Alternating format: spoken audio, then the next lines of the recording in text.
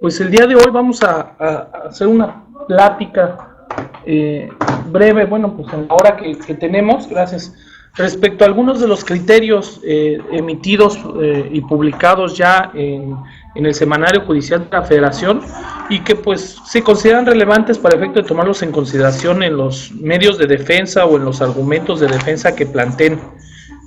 Primeramente, sí me gustaría comentar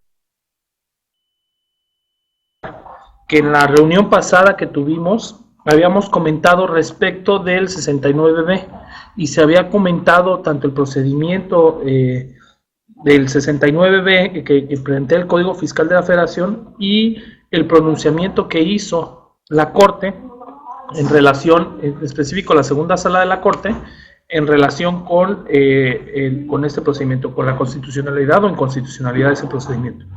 Ahorita, en el pasado viernes, es decir, las tesis que publicaron el 23 de octubre, en ellas ya se ven reflejadas las tesis que hablan respecto de este procedimiento. Realmente ahorita me gustaría comentarlas, en las cuales propiamente establecen que lo que es ese procedimiento de la presunción de inexistencia de operaciones no viola el derecho a la libertad del trabajo, tampoco contraviene el principio de presunción de inocencia, no contraviene el principio de irretroactividad a la ley y me gustaría comentar pues cada uno de estos criterios, de estas tesis que se tengan. Adicionalmente, me gustaría comentar también otros criterios que tenemos respecto de precisamente de lo que es el derecho a audiencia para este procedimiento relativo a la presunción de inexistencia de operaciones, ¿no? Estas tesis, que fueron 4 tesis, salieron publicadas, les reitero, el 23 de octubre, lo pueden consultar en la página de la Suprema Corte de Justicia, en lo relacionado con el Semanario Judicial de la Federación, para que pues las podemos ir siguiendo respecto de esas. También me gustaría comentar otras tesis relacionadas que fue realmente una jurisprudencia de plenos de circuito relacionada con visitas domiciliarias, en la cual hace referencia a cómo determinar si los visitadores primero se identificaron y después entregaron el oficio. Es decir, cómo debe atenderse la forma en que se pormenorizó la identificación de los visitadores en el acta parcial de inicio. Todo eso lo vamos a ver ahorita. Y algunas otras tesis importantes, a lo mejor dentro del proceso de juicio contencioso administrativo, como lo es, en este caso, el derecho para que pueda existir una segunda ampliación, que nosotros con gusto lo podemos hacer. Déjenme, perdón, una disculpa, les comento entonces, vamos a iniciar. Voy a comentar primero las tesis relacionadas con lo de la visita domiciliaria. Esta salió publicada el 16 de octubre y se me hace bastante interesante, así como las de juicio contencioso, y ya al final comentaré las tesis que tienen relación con lo de presunción de operaciones.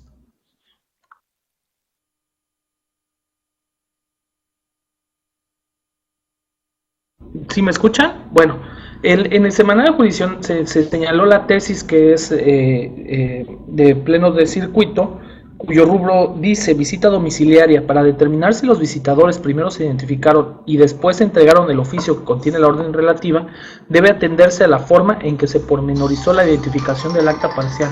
Contesta lo que quieras, ¿no? Estoy ocupado. Esta tesis dice, para establecer si los visitadores primero se identificaron ante la persona con quien entendieron la diligencia y después entregaron el oficio que contiene la orden de visita, debe atenderse a la forma en que se pormenorizó dicha identificación en el acta parcial de inicio, sin que obste que al hacer constar la entrega del oficio indicado, se haya recabado una constancia del puño y letra de la persona con quien se entendió la diligencia, en el sentido de que previo a su recepción los visitadores se identificaron, habida cuenta que los pormenores de la identificación de estos deben plasmarse en su orden en las actas parciales, que son las que demuestran propiamente la actuación de la autoridad. Es decir, esta tesis yo creo que sí es muy importante, es de forma, pero propiamente ahí están señalando que cuando se entrega la orden de visita, en el acta parcial de inicio que se debe de levantar como parte de la visita domiciliaria que se practique, se debe de pormenorizar. En primer lugar, que los visitadores se identificaron y después que entregan el oficio.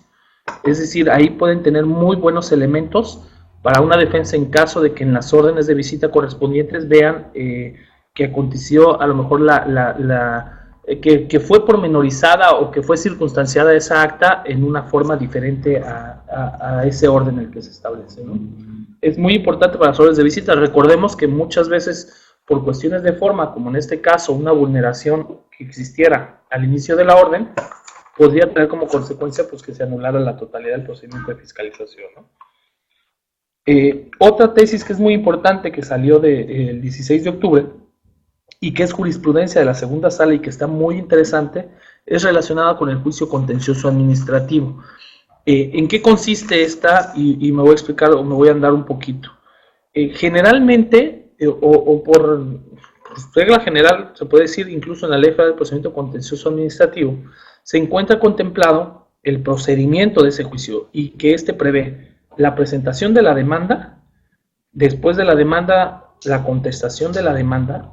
En el 17 se advierten ciertas hipótesis en las cuales da lugar a que exista una ampliación a la demanda inicial y que esa ampliación a la demanda inicial, checándolo precisamente en la ley de la materia, suele ser por 5 causales. Una, cuando desde el inicio se controvierta una resolución negativa ficta. La segunda hipótesis por la cual puede haber una ampliación de demanda es cuando se controvierta, lógicamente, el acto principal del que deriva la impugnada, como la notificación de las mismas, cuando tanto este acto principal como la impugnada se dieron a conocer en la contestación correspondiente. La otra, en los casos pues que se señala propiamente, ¿no? Si desconocen las notificaciones o las resoluciones de eso, se prevé esa ampliación. La otra, que es muy importante, cuando derivado de la contestación de demanda se introduzcan cuestiones novedosas, algo que apenas se le da a conocer, es decir, que no haya sido hecho de conocimiento del actor cuando presentó la demanda. Eso, lógicamente, da lugar a una ampliación de la demanda. Y la última es, pues, cuando la autoridad demandada al momento de contestar plantea que se sobresea el juicio porque la demanda se presentó en forma extemporánea, fuera de plazo. Esas son las razones, en general, por las que se da una ampliación de demanda. Se da la ampliación de demanda, lógicamente, derivado de esa ampliación, la autoridad se le otorga un plazo para contestar a la ampliación de demanda. Y de ahí, pues, se va a la formulación de alegatos para efectos de cierre de instrucción y la sentencia, ¿no? Se dan alegatos, se cierra la instrucción y se dicta sentencia. Sin embargo, esta jurisprudencia es muy viable porque había veces que en la contestación a la ampliación de la demanda, la autoridad muchas veces advertía cuestiones novedosas, cuestiones que realmente no eran hechas del conocimiento del contribuyente y que nunca, lógicamente, en la contestación de demanda no había planteado la autoridad. Supongamos, controvierten una resolución a un recurso, alegando que saben que existe la resolución al recurso, pero pues que no la conocen. Supongamos que en la contestación de demanda la autoridad da a conocer esa resolución al recurso y la resolución al recurso o lo que se controvirtió como acto recurrido, imaginemos que es una multa. Bueno, supongamos que controvertimos la multa, la resolución al recurso que no conocíamos, controvertimos la ilegalidad, y aún así ahí manifestamos a lo mejor que nunca se conoció el requerimiento que derivó la multa. Supongamos que en la contestación a la ampliación de demanda la autoridad exhibe ese requerimiento que nosotros alegamos desconocer y señalamos que desconocer. Como muchas personas se hacía generalmente era, pues la última etapa que tienes o la última oportunidad es que vía alegatos tratabas de plantear esos argumentos para desvirtuar esa situación, porque dentro del procedimiento pues es un caso demasiado excepcional que tengas que contestar otra vez la oportunidad de eso y en algunas situaciones pues igual había criterios en algunos magistrados que decían, oye, pues tú el requerimiento ni siquiera lo habías argumentado desde un inicio, entonces no tienes la oportunidad. Lo que nos da esta tesis, esta jurisprudencia de la segunda sala, es que existe existe la posibilidad en aquellos casos en que pueda haber una nueva ampliación a la demanda. Y el rubro dice así: juicio contencioso administrativo federal, las documentales exhibidas por la autoridad al contestar la ampliación de demanda para demostrar aspectos que el actor desconocía hasta ese entonces, deben impugnarse a través de una nueva ampliación. Y el texto de la misma es este. Dice: de acuerdo con la jurisprudencia de la segunda sala, la 75-2013, de la segunda sala de la Suprema Corte de Justicia de la Nación, en el juicio contencioso administrativo federal, el derecho del actor para ampliar su demanda se traduce en una formalidad esencial del procedimiento. Lógicamente es algo necesario en el procedimiento, es una formalidad, en tanto que tiene por objeto, que aquel pueda expresar los argumentos y ofrecer las pruebas que estime conducentes para combatir las razones y fundamentos de la resolución impugnada o de otros actos que desconocía al presentar su demanda inicial. En la inteligencia de que el ejercicio de ese derecho no está limitado, lo que se explica al tener en cuenta que los supuestos de ampliación de la demanda previstos en el 16, fracción 2 y 17 de la Ley Federal de Procedimiento Contencioso Administrativo pueden actualizarse sucesivamente en un mismo juicio, como acontece, por ejemplo, cuando en una demanda inicial el actor manifiesta desconocer la resolución que pretende impugnar y al contestar la ampliación de la demanda, la autoridad introduce cuestiones novedosas. En ese contexto, si al contestar la ampliación de la demanda la autoridad exhibe una documental con el fin de acreditar aspectos que el actor desconocía hasta ese entonces, debe concedérsele la oportunidad de ampliar de nueva cuenta su demanda para que pueda expresar los argumentos y ofrecer las pruebas que estime conducentes para impugnar su validez. Habida cuenta que ello no se puede realizar en la etapa de alegatos, pues el hecho de que en esta puedan objetarse las pruebas ofrecidas por las autoridades en cuanto a su alcance y valor probatorio, no significa que se esté en posibilidad de plantear conceptos de invalidez y ofrecer pruebas para impugnar los aspectos novedosos que introduce la autoridad al contestar la demanda o su ampliación. Entonces, realmente esta es una jurisprudencia que, pues, en sentido procesal, nos deja más certeza en cuanto a la posibilidad de que se pueda existir una segunda o ulteriores ampliaciones de demanda en los juicios contenciosos administrativos y no basarnos en la rigidez que establece el procedimiento, pues lógicamente en lo general, ¿no? El aspecto general del procedimiento. Entonces, esta la pueden verificar sin ningún problema en las tesis que fueron publicadas el 16 de octubre y ya se encuentra precisamente en el mismo, ¿no? En el mismo semanario judicial de la Federación. Estas son dos tesis que considero relevantes, recientes, de mediados de octubre, el 16 de octubre, y pues me gustaría comentar, hablando a lo mejor de cuestiones de procedimiento en el juicio contencioso, pues de una jurisprudencia administrativa, en materia administrativa que sacaron plenos de circuito, y pues ya de ahí nos podríamos abocar un poquito a lo que contienen las tesis de reiteración, las tesis de jurisprudencia emitidas por la segunda sala en relación con el artículo 69b del Código Fiscal de la Federación, ¿no? La jurisprudencia que les comentaba en materia de juicio contencioso administrativo es en relación con cómo debe, a partir de qué momento debemos de considerar que surten efectos las notificaciones de los actos, de las resoluciones que se impugnen en la vía sumaria. Y eso es precisamente por una interpretación en la cual existía cierta incertidumbre a lo que disponía el artículo 70 de la Ley Federal de Procedimiento Contencioso Administrativo. ¿Qué dice este artículo 70? Y ahorita lo vamos a señalar. Este habla del momento en que surten efecto las notificaciones. Y dice: las notificaciones surtirán sus efectos el día siguiente en el que fueron hechas. De eso no hay duda, ¿no?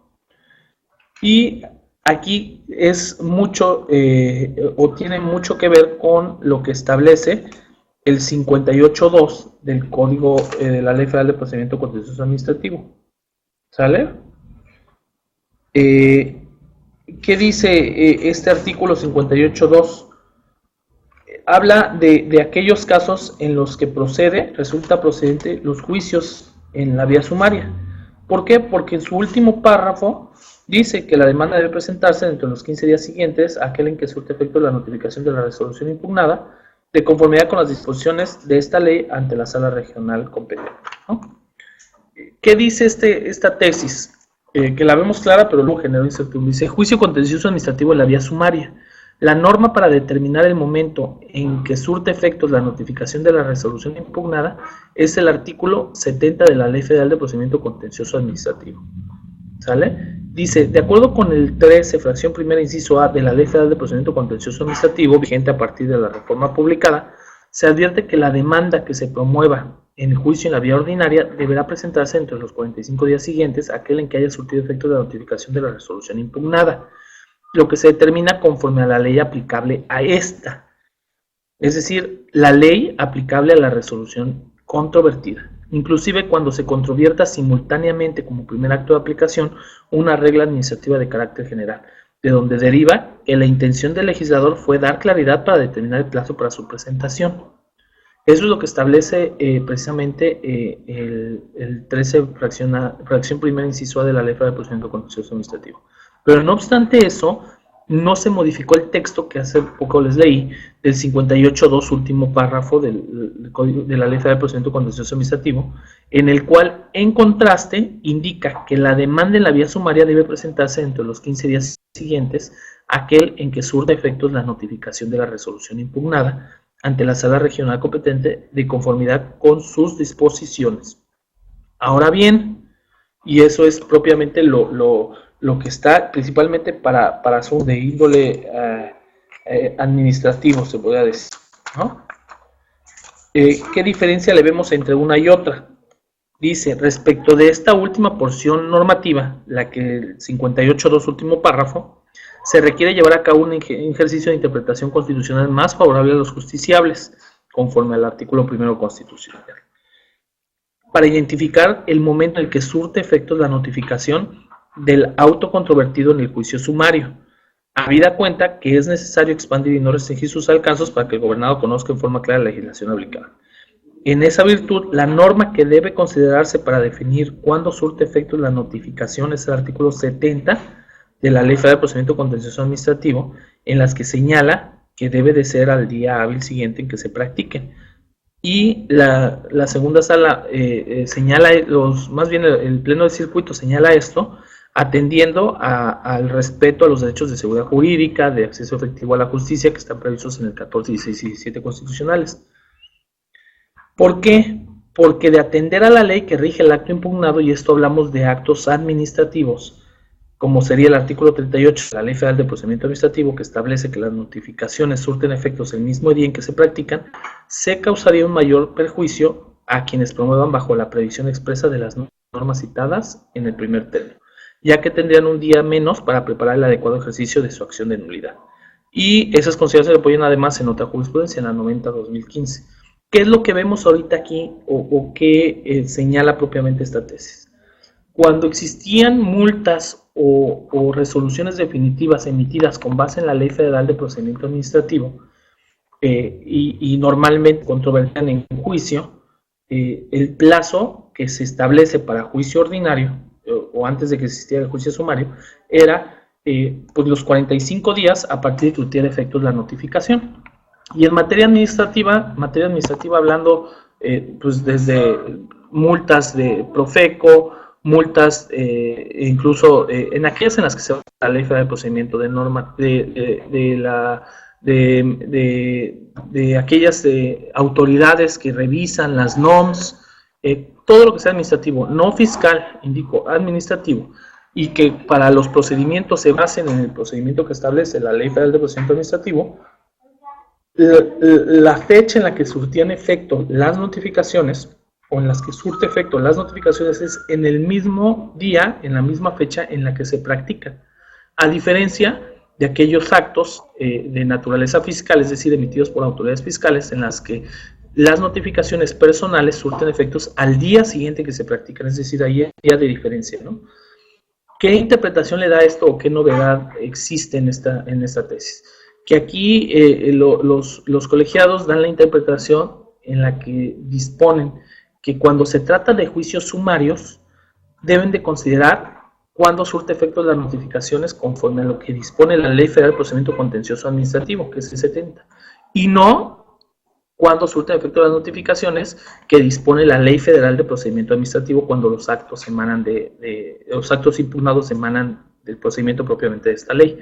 Eso es muy importante porque es un día de diferencia, pero con un día de diferencia, pues sí puede dar, como quien dice, las razones para que pueda presentarse extemporáneo o no un medio de defensa. Entonces, lo que aquí dice propiamente los plenos de circuito en esta jurisprudencia es eso. Si tú vas a presentar un juicio en la vía sumaria, en la que quieres controvertir un acto administrativo, pues tú vas a hacer el cómputo considerando que cuando se te notificó va a surtir efectos al día hábil siguiente y el plazo lo vas a computar a partir del día hábil siguiente. Es decir, lo vas a efectuar el cómputo cuando es en vía sumaria, o solo en vía sumaria, como si fuera un acto fiscal, supongamos, en el sentido de que vas a considerar que surte efectos al día hábil siguiente.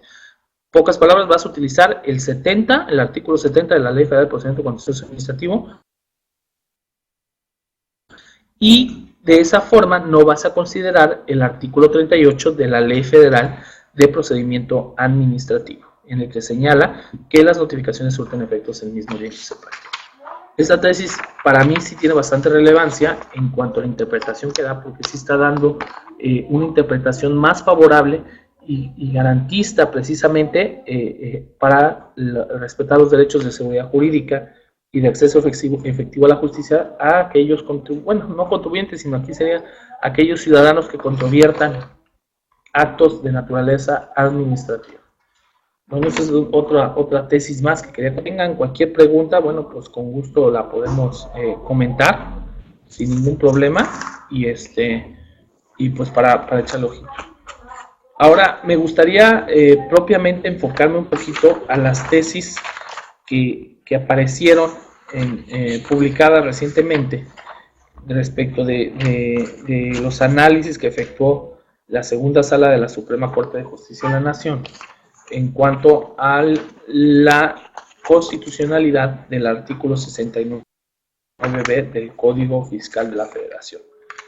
Estas son las jurisprudencias, las 135, 134, 133, 132 de este año 2015 de la segunda sala de la Suprema Corte, que ya están a partir del pasado 23 de octubre publicadas en el Semanario Judicial de la Federación. Vamos a empezar por la primera. Señalan propiamente que el procedimiento relativo a la presunción de operaciones, es decir, el procedimiento que se estableció en el 69 del Código Fiscal, no contraviene el principio de retroactividad de la ley. ¿Y por qué dice eso? Porque había muchas dudas, y esas son las principales que tenemos que enfocarnos. Tenía muchas dudas los contribuyentes en cuanto a si esta norma, muchos juristas, muchos contribuyentes señalaban y decían, oye, si esta norma acaba de entrar ahorita en vigor en 2014, ¿por qué me están aplicando esa norma para operaciones que yo llevé a cabo años anteriores, en 2010, 2011, 2012? Aplíquenmela para las operaciones que lleve a partir de 2014, como tal. Y eso fue algo que fue demasiado comentado y que había muchos puntos de vista dispersos, ¿no? Realmente, pues lo que se concluye es una norma procedimental, las cuales tienen aplicación, pero me gustaría leer un poquito más esta tesis de jurisprudencia. El rubro dice procedimiento relativo a la presunción de inexistencia de operaciones. El artículo 69b del Código Fiscal de la Federación que lo prevé no contraviene el principio de ¿qué dice propiamente este texto? Dice, el precepto aludido, el 69, prevé un procedimiento, o sea, ya está definido de cierta forma que es una norma procedimental, para que las autoridades presuman la inexistencia de las operaciones de los contribuyentes que hayan emitido comprobantes fiscales sin contar con activos, personal, infraestructura o capacidad material, directa o indirectamente, para prestar los servicios o producir, comercializar o entregar los bienes que amparan dichos comprobantes o cuando no se localiza el contribuyente. Esas son todas las hipótesis por las cuales se puede llegar a presumir la inexistencia de esas operaciones, ¿no? Continúa diciendo el texto. Asimismo, establece que los terceros que hayan utilizado estos documentos para soportar una deducción o un acreditamiento tendrán un plazo para demostrar ante la autoridad que efectivamente adquirieron los bienes o recibieron los servicios o para corregir la situación fiscal. Ahora bien, el efecto del artículo 69b del Código Fiscal de la Federación solo consiste en permitir que se detecte a los contribuyentes que emitieron una documentación sin que hubiera existido la operación o actividad que la soporte. Pero ello no significa que se le quite validez a un comprobante. Más bien evidencia una realidad jurídica, y es que las operaciones contenidas en los comprobantes que en su caso hubieran sido utilizados no cuentan con aquel soporte, por lo que si bien pudieron expedirse con anterioridad a la entrada en vigor del precepto aludido, no por ese hecho gozaban de eficacia, pues para ello necesitaban cumplir con los requisitos establecidos en los artículos 29 y 29A del Código Fiscal de la Federación. En esas condiciones, si el comprobante no se encuentra soportado desde un principio por una operación real, no puede considerarse que con el procedimiento en cuestión se modifique una situación previamente creada, cuando ésta ni siquiera existió, ya que a través de este procedimiento solo se evidencia la inexistencia de la operación, por lo que es claro que el artículo 69b indicado no contraviene el principio de irretroactividad de la ley contenido en el artículo 14 de la Constitución Política de los Estados Unidos Mexicanos. Obviamente ese es el argumento que estableció la segunda sala, y que voy a repetirlo a lo mejor la parte sustantiva de esto. Dice: el efecto del artículo 69b del Código solo consiste, es decir, aquí precisa o limita únicamente en eso, que el efecto solo consiste en permitir que se detecte a los contribuyentes que emitieron la documentación si hubiera existido la operación o la actividad que la soporte. Y que eso, el que detecte esa situación, no significa que le quite validez a un comprobante, sino lo que hace, se puede decir la actuación del 69b, es que evidencia una realidad jurídica, y es esa realidad jurídica que las operaciones que contienen esos comprobantes que fueron utilizados no se cuentan con el soporte documental. Con el soporte documental, ¿no? Y que precisamente para ello se necesitaba cumplir, ¿no? Con los requisitos del 29 y 29A, ¿no? Entonces, lo que propiamente dice, desde un principio, si tú no soportaste esa operación, es decir, si no es una operación real y no encuentras soporte para acreditar la realidad de esa operación, pues no puedes considerar que con este procedimiento del 69b puedas modificar una situación previamente creada cuando ni siquiera existió esa operación, y por lo tanto, lo único que hace este procedimiento es evidenciar la inexistencia de una operación. Y por lo tanto, concluye la sala en que este artículo no contraviene el de retroactividad de la ley. Esto es muy importante, muy importante, porque sí había muchas dudas en cuanto a la aplicación de este artículo y señalaban eso precisamente, ¿no? Oye, pues lo de la retroactividad de la ley, me estás ahorita haciendo efectivo cuestiones que ya fueron del pasado con base en una ley novedosa, y pues ojo, porque sí es norma procedimental. Otra tesis, la siguiente, la número 133, habla precisamente, igual este mismo artículo no contraviene el derecho de audiencia. ¿Y por qué no lo contraviene? Por los plazos, ahorita lo vamos a comentar. El rubro es procedimiento relativo a la presunción de inexistencia de operaciones. El artículo 69 del Código Fiscal de la Federación, que lo prevé, no contraviene el derecho de audiencia. Me voy a saltar un poquito lo que se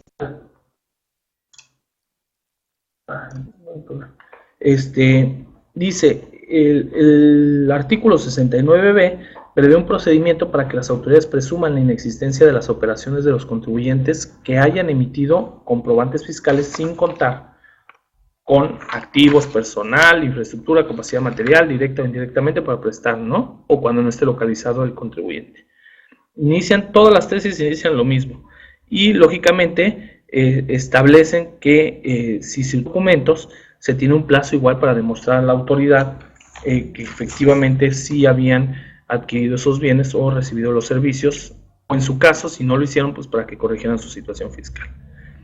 Ahora, lo que señala aquí respecto a derecho a audiencia dice, la primera publicación que se efectúa en ese procedimiento constituye un medio de comunicación entre la autoridad fiscal y el contribuyente que se encuentra en el supuesto de presunción de inexistencia de operaciones. Presunción, siendo que la finalidad de esta notificación es hacer del conocimiento del gobernado la posibilidad que tiene de acudir ante la autoridad exactora a manifestar lo que a su interés legal convenga, inclusive a ofrecer pruebas para desvirtuar el sustento de la referida presunción, esto de manera previa a que se declare definitivamente la inexistencia de sus operaciones. Después dice, por lo que la mencionada primera publicación resulta ser un acto al que no les es exigible el derecho de audiencia previa, porque es un acto de molestia. Por otra parte, en relación con la segunda publicación a que se refiere el precepto citado, quedan expeditos los derechos de los contribuyentes que dieron efectos fiscales a los comandantes que sustentan operaciones que presumen existentes para que aquellos acudan ante la autoridad hacendaria con el fin de comprobar que efectivamente recibieron los bienes o servicios que amparan, lo que constituye un periodo de prueba y en caso de no lograr desvirtuar esa presunción, pueden impugnar la resolución definitiva a través de los medios de defensa que estimen convenientes. Por esa situación que establece, señala la Corte que este artículo 69b no viola el derecho de audiencia contenido. En pocas palabras, ¿qué es lo que salva, se podría decir, la existencia de este derecho de audiencia dentro del procedimiento del 69? Que cuando te hacen la presunción de operaciones inexistentes, te sacan una publicación y te notifican una presunción, y con esa notificación te otorgan el plazo, el derecho de audiencia para que tú puedas manifestar lo que a tu interés legal convenga. Incluso trates de aportar pruebas que lógicamente logren desvirtuar esa posición. Y que una vez efectuado lo anterior, tienes una publicación definitiva. Y cuando se otorga esa publicación definitiva, aún así tienes un periodo para que puedas desvirtuar las irregularidades que te determinaron en definitiva o incluso establecer los medios de defensa correspondientes. Entonces, al prever esos plazos en los cuales te dan a conocer a ti la presunción de inocencia y después presentando pruebas la determinación final en la que deciden por definitiva que existe esa presunción, pues es lo que te da el acceso a ese derecho de audiencia que se tiene. Esa es la segunda tesis. La tercera, que realmente es muy similar, porque habla nada más propiamente de los artículos fuertes, habla de la vulneración al derecho a la libertad de trabajo, porque también fueron argumentos muy comunes que establecieron en los que decía, oye, el hecho de que a mí me publiquen como que realizo actividades, pues va a vulnerar mi derecho a la libertad de trabajo que tengo, de que yo pueda realizar el trabajo sin ninguna limitante, ¿no? Y en este propiamente establecen en esta tesis que el artículo 5 de la Constitución Política de los Estados Unidos Mexicanos reconoce la libertad de trabajo y comercio, señalando en este artículo que no puede ser vedada sino por determinación judicial cuando se afecten los derechos de terceros o por resolución gubernativa cuando se ofendan los derechos de la sociedad, que es lo que señala propiamente el artículo 5 constitucional, ¿no? Que está comentando aquí.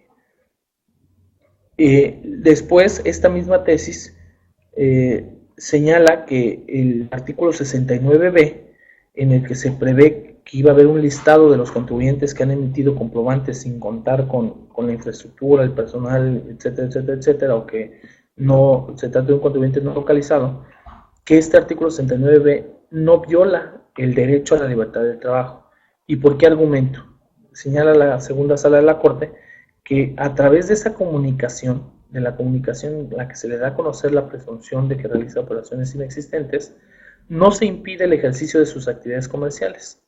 porque la facultad de la autoridad constituye una presunción que admite prueba en contrario en relación con la inexistencia de las operaciones que amparan los documentos que emiten los contribuyentes que tienen las características señaladas en el artículo del Código. Pero precisamente esa presunción que puede emitir prueba en contrario no limita ni restringe el normal desarrollo de las actividades de la negociación y que pueden desvirtuarse a través de los medios de defensa a su alcance. Y concluye la autoridad señalando que concluir lo contrario a esa situación podría menoscabar el interés de la colectividad en prevenir actividades que puedan resultar ilícitas, las que no encuentran protección constitucional precisamente por contravenir el marco normativo cuyo cumplimiento se encuentra obligado al gobernado. Esa es la cuarta tesis, que es la identificada con el número 135/2015.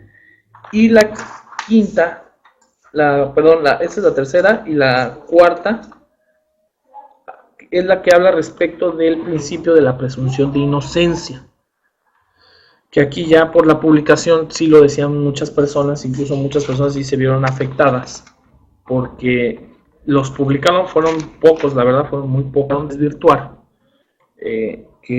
la presunción de la autoridad, y que incluso nosotros en la Procuraduría de Defensa del Contribuyente mandamos una sugerencia al Servicio de Administración Tributaria, quien lo aceptó y publicó en su página aquellas personas que lograron precisamente desvirtuar esa presunción que se efectuó, y se le dio la publicidad correspondiente. ¿Por qué? Porque sí les llegó a afectar, en el sentido de que pues, a lo mejor querían hacer un negocio y aparecía de empresas que simulaban operaciones, y pues yo me imagino que muchos sí han de haber logrado perder muchos de sus clientes.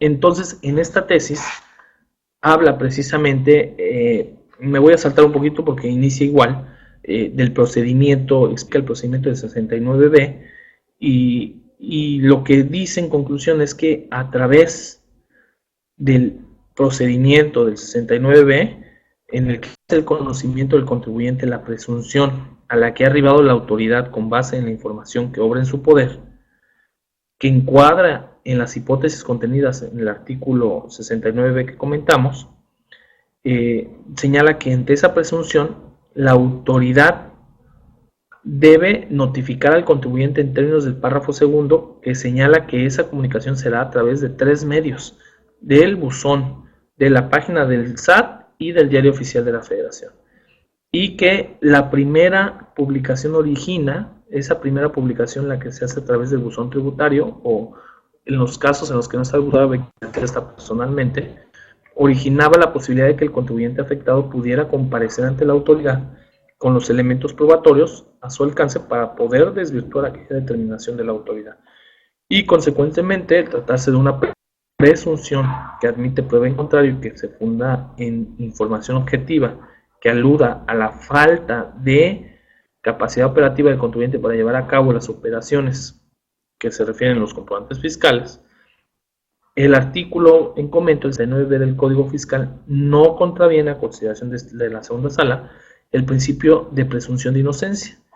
¿Y por qué? Porque dice que no se establecen ni fincan determinaciones definitivas, ni se atribuye responsabilidad al gobernado, sino lo único que prevé es un llamamiento para que éste alegue lo que en su interés convenga y aporte la documentación e información que considere pertinente para desvirtuar los hechos que llevaron a presumir la inexistencia de las operaciones que van a los comprobantes. Y por lo tanto, advierte la autoridad que ese artículo prevé, tiene una finalidad constitucional, que es legitimar el buscar dar certeza a la relación tributaria ante el probable e indebido cumplimiento del contribuyente de sus obligaciones formales y materiales. Esas son las 4 tesis que tienen que ver con el 69B, y que en la plática pasada, en la charla pasada, no sé si recuerdan, lo comentamos un poquito, y habíamos comentado de que existían criterios del 69B también. Se había comentado en el Constitucional, pero no se había comentado respecto de los contenidos, no habían sido publicadas todavía las tesis, ¿no? Para tales efectos. No sé si hay alguna duda, porque realmente son temas luego muy jurídicos, pero yo estoy casi seguro que bueno, a muchos de nosotros, a muchos les hubiera gustado pues que a lo mejor se hubiera declarado inconstitucional por alguna cuestión, la que fuera este artículo 69b, porque sí vemos que ha generado bastante ruido y preocupación para los contribuyentes y pues para los contadores también, ¿no? Pero aquí, ¿qué es lo que nosotros podemos comentarles?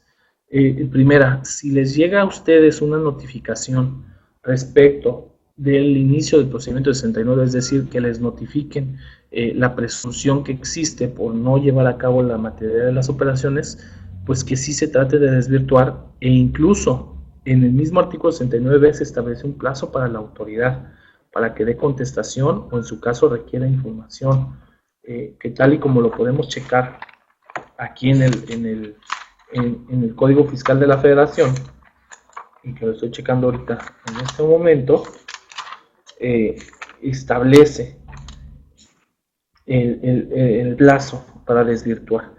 Si ustedes tienen alguno para la presunción, lógicamente tienen que tener la notificación por buzón tributario. En caso de que no tengan habilitado su buzón tributario, va a ser personalmente, además de que esté el listado publicado en la página de internet y en el diario oficial de la Federación. Cuando ustedes tengan y que puedan manifestar ante la autoridad lo que su derecho convenga y aportar la documentación que consideren pertinente, tienen ese plazo de 15 días. 15 días, ¿cuándo van a hacer el cómputo de esos 15 días? A partir de la última de las notificaciones que se haya efectuado. Es decir, si la última de las notificaciones fue en el buzón, pues se encuentra ese plazo, a partir del buzón. Si el plazo se computa, es decir, si la última notificación fue efectuada a través de la publicación en el diario oficial de la Federación, bueno, pues esa, pero es la última, para que a partir de esa última se cuenten los 15 días. Entonces, cuando ustedes se detecten de esa situación, bueno, pues nosotros vía procedimiento de queja a la PRODECON podemos darle seguimiento a esa situación. ¿Por qué? Porque la autoridad tiene un plazo que no excede de 5 días hábiles para valorar las pruebas y, en su caso, emitir una, una resolución. En caso de que necesite alguna cuestión adicional o algo, bueno, pues podría efectuar requerimientos, pero ahí sí es importante generar esa certidumbre. ¿Por qué? Porque el tiempo en el que la autoridad se lleve analizando la documentación y todo, pues le puede generar perjuicio, porque va a continuar el contribuyente en ese listado de presunción de realización de operaciones simuladas, ¿no? o inexistentes.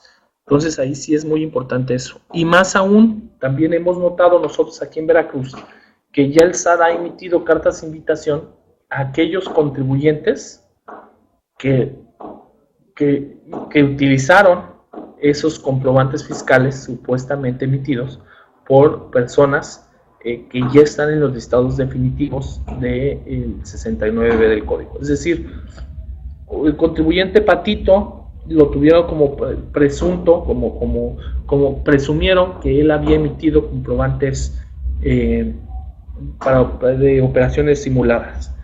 Esas operaciones simuladas, bueno, él expide el comprobante y se lo emite a favor de su cliente Juanito. Juanito agarra, lógicamente utiliza el comprobante para deducirlo porque efectuó una compra o le prestaron un servicio a él, y resulta que la empresa Patito pues hizo caso omiso de este procedimiento, aunque a lo mejor lo atendió, no sé, pero ya resultó publicado en el listado definitivo.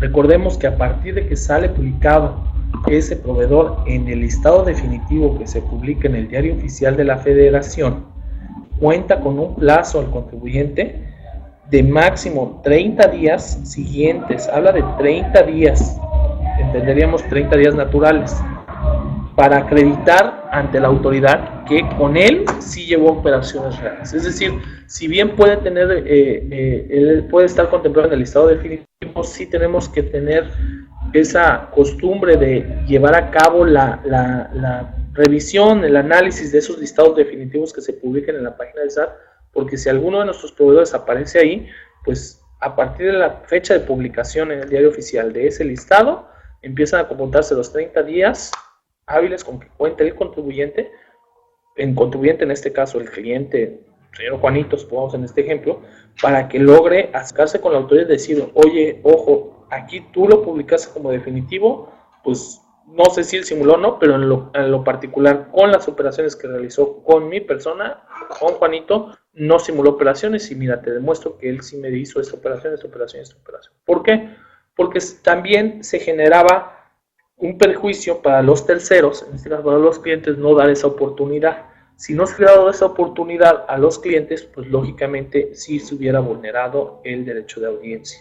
Pero al dar esa oportunidad, bueno, pues ahí queda de cierta forma blindado ese derecho de audiencia que tiene. ¿Por qué? Porque ahí si él se ve afectado, el tercero, al que le brindaron el servicio o le prestaron el servicio, bueno, pues tiene toda la posibilidad para poder controvertir esa situación, ¿no? Es decir, para poder presentar las pruebas y ofrecerlas. Y ahorita hemos visto algunos, pocos, pero sí hemos visto algunas cartas de invitación que manda la autoridad para informarle al contribuyente, invitarlo, exhortarlo, decirle, oye, nosotros detectamos que tú tuviste operaciones con este cuate salió con el listado definitivo del 69B, ya pasaron incluso los plazos de los 30 días y pues acércate para, ver si efectivamente sí tienes, si realizaste las operaciones, si son ciertos las operaciones que realizaste o en su caso para que te autocorrijas. Y están mandando cartas de invitación, eso es lo que yo he notado.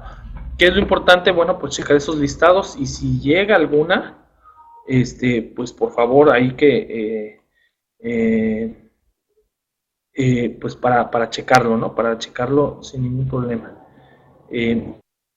No sé si hay alguna pregunta. Es un tema muy jurídico y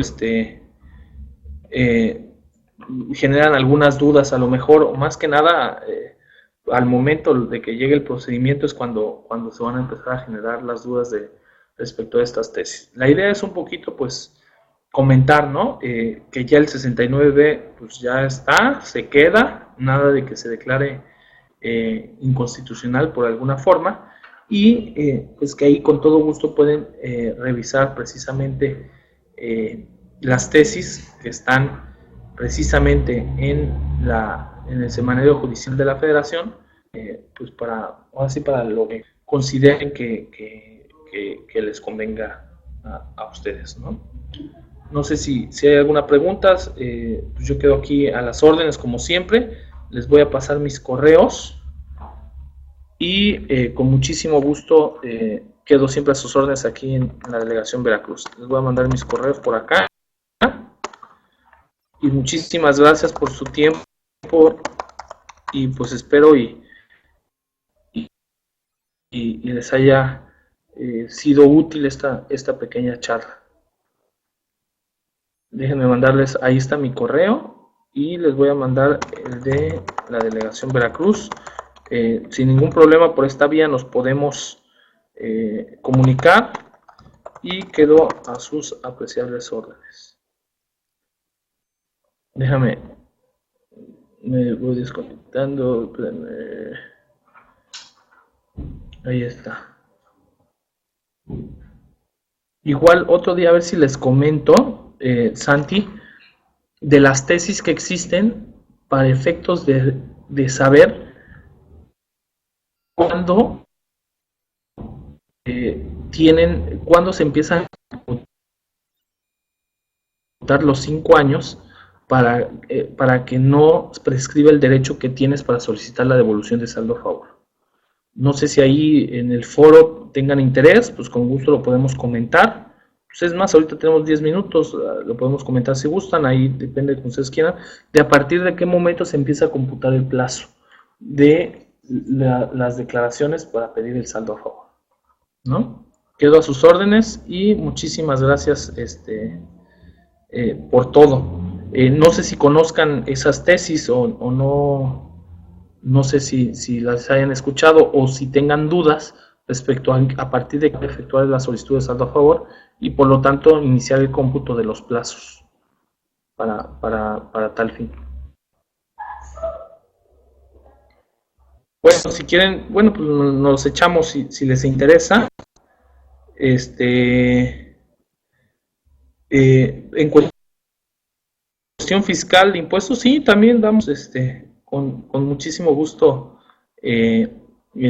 conferencias. Ustedes, incluso si me proponen temas, para mí es más fácil porque luego estoy con Santi pensando en qué, porque pues, luego cada 15 días, de manera muy frecuente vamos dando temas, pero sí valdría la pena tenerlos bien. Fíjense, relación con la devolución, con el saldo a favor de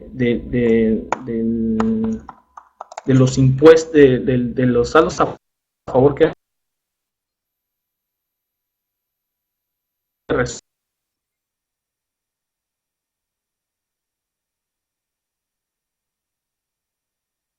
resulten, hay mucha confusión, o había mucha confusión, y de octubre del año pasado y años atrás, y días atrás, el criterio era contrario al que desde octubre de este año, a raíz de estas jurisprudencias, aparece. ¿Y qué era? ¿O qué era lo que decían precisamente los tribunales y los criterios que se tomaban? Si yo tenía, supongamos de IVA, un saldo a favor en el 1 de enero, supongamos que yo tenía un saldo a favor de enero del 2008, ¿sale? Y yo esa declaración, 17 de febrero del 2008, hablando de IVA, ¿no? De saldos a favor de IVA. Pero resultaba que yo presentaba mi declaración de ese ejercicio de enero de 2008 de IVA hasta febrero, el 17, supongamos, de febrero del 2011. Y venía en febrero del 2015, el 1 de febrero de 2015, a presentar mi solicitud de devolución. En la declaración de febrero de 2011, yo presenté mi declaración en la que me resultó saldo a favor, pero no lo solicité hasta febrero de 2015. Ahí la duda era precisamente, ¿procede o no procede la devolución? ¿Y qué piensan ustedes? ¿Puedo yo solicitar y resulta, bueno, de poderla solicitar la puedo solicitar, pero resulta procedente que me devuelvan ese saldo a favor o no? Considerando que en 2011 presenté mi declaración. Es un saldo a favor de enero de 2008, que en febrero de 2011 presenté mi declaración en la que se generó el saldo a favor, y fue precisamente hasta el febrero de 2015 en que efectuó la solicitud. ¿Se puede o no se puede? Esa es una pregunta que tenemos. Hasta antes de las tesis, se podría decir, de las que sacó y de la jurisprudencia que sacó la segunda corte, pues sí se podía, sin ningún problema. Pero resulta que hubo unas tesis de jurisprudencia de octubre del 2014, en las cuales del Pleno de la Corte, en las cuales precisamente fue derivado de una contradicción de tesis entre la primera y segunda salas de la Suprema Corte de Justicia de la Nación, en la que se definió ese tema muy específico. ¿Y de qué se trata o qué es lo que dicen? Anteriormente, lo reitero, se señalaba precisamente el hecho de que el saldo a favor nacía, o el derecho del saldo a favor nacía a partir de que por primera ocasión se reflejara ese saldo a favor.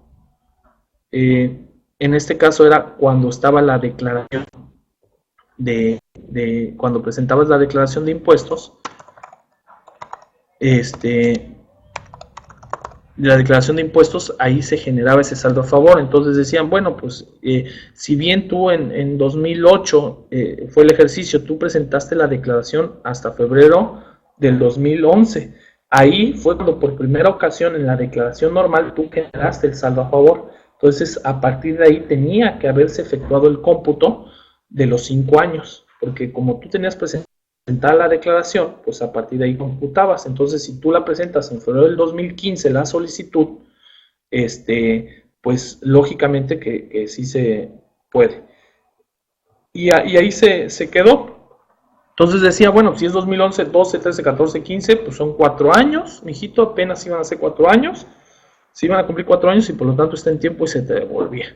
Y así se estaba ese criterio, se estaba propiamente en las declaraciones que se presentaban y no tanto a la fecha de la mecánica del impuesto. Entonces lo que se hacía con esto era precisamente poder alargar los plazos e incluso en su momento se establecieron candados que señalaban algunas tesis. Oye, a ver, un momento, tú presentaste tu declaración normal en determinados años, pero después tú presentaste complementarias con ese saldo a favor. El plazo a partir de cuál se considera es de cuando presentaste por primera vez el saldo a favor, no cuando presentes una complementaria en la que reiteres ese saldo a favor. ¿Por qué? Pues porque ahí lo que tú estás haciendo de cierta forma es alargando, ¿no? Metiendo como la complementaria para que se te interrumpan esos 5 años, una cosa así, ¿no? Ese es el criterio que era antes. Ahora, hoy en día, a partir de octubre del 2014, que fue publicada en la Gaceta en el Seminario de Federación y que se resolvió la contradicción de tesis 536-2012, que fue del 15 de mayo del 2014, que se resolvió por el Pleno de la Corte, ya se estableció el momento en el que se genera el saldo a favor. Y les voy a leer, hay una tesis administrativa y una jurisprudencia que habla respecto de esto. La tesis es una tesis del Pleno de la Corte, cuyo rubro, y les voy a dar los datos de identificación, en la que ya dice todo lo contrario. El rubro es, el número de tesis es la 48 del 2014. Una jurisprudencia del Pleno, 48 del 2014, y lo que ahorita nos dice la Corte y que ya se estableció la certidumbre es que el derecho para que inicie el cómputo de los plazos con que tú vas a contar para solicitar en su caso la devolución va a generarse a partir del momento, el saldo a favor va a generarse a partir del momento de que fenezca, a partir del momento en que fenece el plazo en el que tú estás obligado a tributar. Es decir, en el que tú estés obligado a presentar la declaración del ejercicio. Y no a partir de que presentas la declaración, sino a partir del momento en que estás obligado a presentar la declaración del ejercicio. ¿Por qué? Porque se atiende a la mecánica del impuesto. Es decir, se atiende al hecho constitutivo de cuando se generó ese saldo a favor como mecánica del impuesto y no del cumplimiento formal de la simple obligación. Sí son muy importantes estas tesis, tanto la aislada como la jurisprudencia en contradicción de tesis, porque sí aclaran muchos momentos. Es decir, hablando de este ejemplo, estamos diciendo que el ejercicio de enero 2008, por ese ejercicio de enero 2008 se generó un saldo a favor y que yo tenía la obligación de presentarlo en febrero del 2008 y no lo presenté hasta febrero del 2011 y solicito mi devolución en febrero del 2015, aquí la autoridad bien me pudo haber señalado como prescrito mi derecho a solicitar ese saldo a favor. ¿Por qué? Por la sencilla razón de que ya habían pasado los 5 años a partir del momento en el que yo estaba obligado a presentar esa saldo a favor y esa devolución. ¿Por qué? Porque yo estaba obligado a presentar mi declaración en febrero de 2008 y el 17 de febrero. Entonces, el plazo para efectuar el cómputo o el inicio del cómputo del saldo a favor pues sería a partir del 18 de febrero del 2008. Y ya fue 2009, 10, 11, 12, 13, 14, 15. Ya pasaron casi 7 años, cerca de 7 años, y por lo tanto me habían prescrito el crédito. Mucho ojo, porque así tengo algunas quejas aquí en las cuales se ha comentado esta situación respecto a cuándo procede, cuándo no, y pues para que no se les vayan a quemar los plazos. Entonces, les leo la tesis, la jurisprudencia del Pleno de la Corte, cuyo rubro señala saldo a favor, momento en que es exigible su devolución para efectos del cómputo del plazo de prescripción. Esta tesis dice texto: el artículo 22, párrafo 16 del Código Fiscal de la Federación establece que la obligación de devolver prescribe en los mismos términos y condiciones que el crédito fiscal. Por su parte, el artículo 146, que habla de la prescripción del citado ordenamiento, determina que el crédito fiscal se extingue por prescripción en el término de 5 años y que este inicia a partir de la fecha en que el pago pudo ser legalmente exigido. Así, en atención a que la prescripción en materia tributaria es una figura que da certeza y seguridad jurídica a las relaciones patrimoniales entre la autoridad hacendaria y los particulares, el momento en que la devolución del saldo a favor resulta legalmente exigible es cuando ha transcurrido el término fijado por los diferentes ordenamientos fiscales para que el contribuyente efectúe la determinación de las contribuciones a las que se encuentra afecto, quedando legitimado a partir de entonces para instar su devolución, sin que las autoridades fiscales puedan rehusarse a devolver tales cantidades conforme a derecho, de acuerdo con el artículo 2190 del Código Civil Federal. Esa fue por contradicción de tesis y que la pueden encontrar sin ningún problema. Y fue por mayoría de 6 votos. Ahora, la tesis que también derivó de ese mismo análisis de contradicción de tesis y que lógicamente no fue jurisprudencia porque no resolvía el fondo del asunto, es decir, no constituyó porque no contuvo el tema de fondo por el que se resolvió la contradicción y por lo tanto no pudo ser jurisprudencia, es octubre del 2014, es la tesis del Pleno con números romanos 37 del 2014 de la 10ª época y que señala saldo a favor, momento en que se genera. Dice, esta Suprema Corte de Justicia de la Nación ha sostenido que el saldo a favor es consecuencia de la mecánica de tributación prevista por los diferentes ordenamientos fiscales. De ahí que se genera una vez que ha fenecido el plazo para que el particular obligado a tributar haya presentado la declaración del ejercicio y no así cuando la presentó, en virtud de que la declaración de impuestos no es constitutiva del derecho a la devolución, sino que únicamente constituye el cumplimiento formal de la obligación tributaria. Ojo, incluso yo me quedaría mucho en el análisis, digo, es muy clara esta tesis de que me dice a partir de cuándo se debe de generar el derecho al saldo a favor, pero también tomen mucho en cuenta la última frase de este parrafito en el que dice que una declaración, o sea, que la declaración de impuestos no es constitutiva del derecho a la devolución. No es constitutiva, es únicamente el cumplimiento formal de la obligación tributaria. ¿Por qué? Porque, ojo, hay muchos otros tipos de declaraciones o avisos que se presentan y que en algunas ocasiones las autoridades los consideran como constitutivos de derecho. Y, ojo, los avisos, las declaraciones, si nosotros tratamos de hacer por analogía de entendimiento con esta tesis, pues esos avisos, esas declaraciones constituyen solo el cumplimiento formal de la obligación tributaria en sí. Y pongo el tema así, mucho hablando, a lo mejor se me ocurren avisos de compensación. Muchas veces no te consideran la compensación por el aviso.